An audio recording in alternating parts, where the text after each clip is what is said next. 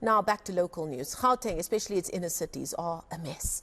Now, Premier Panyaza Lesufi is launching an intervention to clean and green CBDs in the province. And he says it will create around 6,000 temporary jobs. Now, eNCA's Manqoba Mchunu is at the launch at Dobsonville Stadium and he joins us live now. Manqoba, it's quite refreshing because before when we talk about the CBD, we've only ever spoken about the Johannesburg CBD and it has had its ups and downs over the years in terms of improvement as well. But this is a focus on CBDs across the province. Well, certainly, Marcel, and I think that's what we're seeing here this morning. That intervention by the Gauteng provincial government as far as the issue of waste management is concerned, but also just the issues around littering here in the province and also trying to keep the province clean and green. This is one of the initiatives, of course, that aims to do just that. And we know that over 6,000 temporary jobs will be created as a result of this particular program. It is in conjunction with the Department of Agriculture here in the province, and also you'll see issues of food security also being addressed, Marcel. But I want to speak to the MEC for Agriculture here in the province just to give us a synopsis of what it's all about. MEC, thank you very much. I just want to ask that we perhaps move this side so that you can explain to us exactly what you're doing here today, because we see that you're also planting a garden just behind here. As you know, we're joined today by our mayors, both from Johannesburg and from Mfuleni. And this is a program that we are launching as a province where we are indicating the 6,000 human capacity that we've brought into our Bontlekebo 2 campaign, which is about cleaning and greening. We're here in a household, and these were beneficiaries of our food parcels.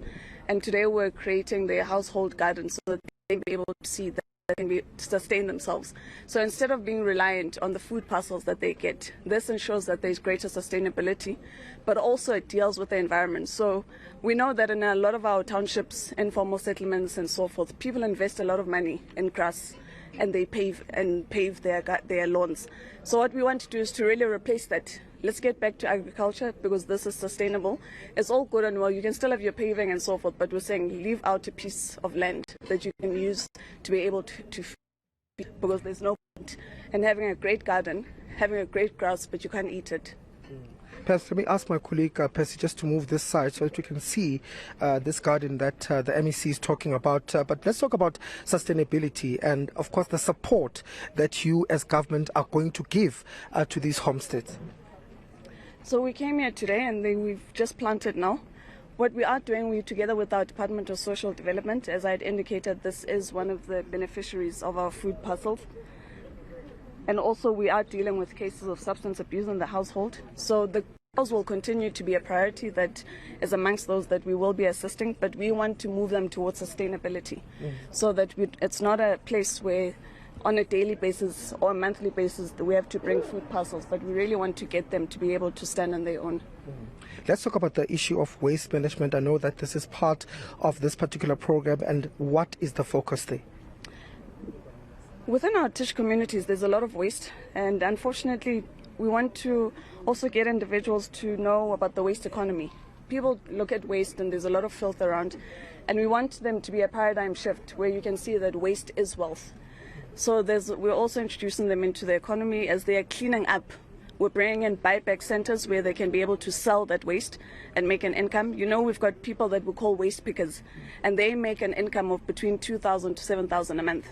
And then you've got individuals that are reliant on the 350 that we're giving as government. So through the waste, people can see that there's also an opportunity there, and you don't need to have high levels of skills for you to be able to enter into it. So we're taking our families that are on the ground where individuals had become hopeless and are not sure where they're going to get job opportunities, but through waste and agriculture, we're showing them that there is an opportunity for you and you can be able to stand on your own.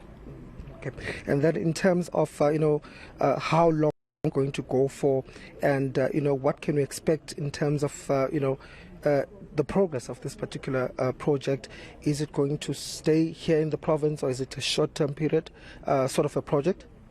This program has been with the department. It's called the Bontlekebo campaign. What we are launching today is the massification thereof. So it's definitely not a short-term program. The contract of the EPWPs is for 12 months, but the program is sustainable, and it's something that we have been doing throughout. So once we're done with this first crop, we'll take the next crop after that. But as we indicate, when this 6,000 does conclude their contract, they'll be able to stand on their own, because they would have been introduced and trained into waste management, but also how to do agriculture. And through this TITCH process, we're also showing the ecosystem of that to ensure that they're able not only to create food for their own subsistence, but also can be able to be commercial and make sure that they're able to sell it to the surrounding neighborhoods, and also through the various opportunities that we're creating to open up markets for them.